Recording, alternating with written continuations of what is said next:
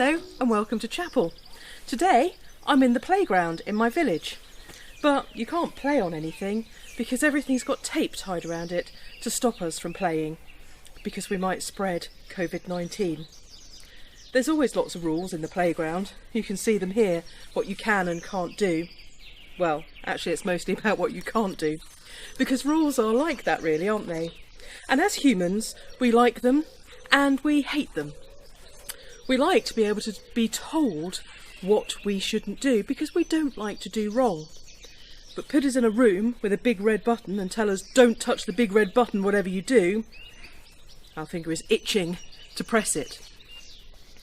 You may have studied these things in ethics already, and you may know that some philosophers and great ethicists love rules. People like Immanuel Kant just wanted a world where the rules were really clear and it was just obvious you stuck to them. But others came along and said, but what about when there's not a rule for a specific thing? How do we know how we should live? There's quite a relationship like that between the Old Testament and the New Testament. In the Old Testament, there's a set of rules, commandments in fact. Many churches, even today, have those 10 commandments carved on the walls to help us remember what they are, so we can stick to the rules. But there's no commandment about online shopping.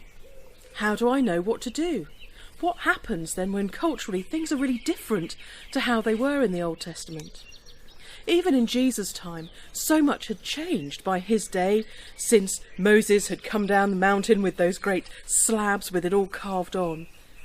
And Jesus leads us into a very different way of understanding rules. He talks much more about virtues, about the rules being engraved on our hearts. That is, we know the principles about what the right thing to do is. And we let him guide us through those principles, perhaps copying the way that he lived, or applying our knowledge and our intelligence to a situation and working out what's right. We're in that phase now. We had these very clear rules. Things were taped off. You can't go there. Stay at home. As we try to relax those rules, try and create a new way of being, some people have gone into a real panic. But what can I do? They're all over the internet saying. What are the rules? Boris, you haven't been clear. Maybe he has, maybe he hasn't. But perhaps now it's a time for us to work out for ourselves what is the most loving and kind thing to do. I maybe want to go to the shops, but I've got a bit of a scratchy throat, or I feel a bit hot, or I've got a tickly cough. I shouldn't. Perhaps I'd like to go and do lots of things, but for the sake of other people, perhaps I shouldn't. Perhaps I'd like to handle lots of things when I go to the supermarket and put them back on the shelves, but who knows what danger I might be spreading to a more vulnerable person.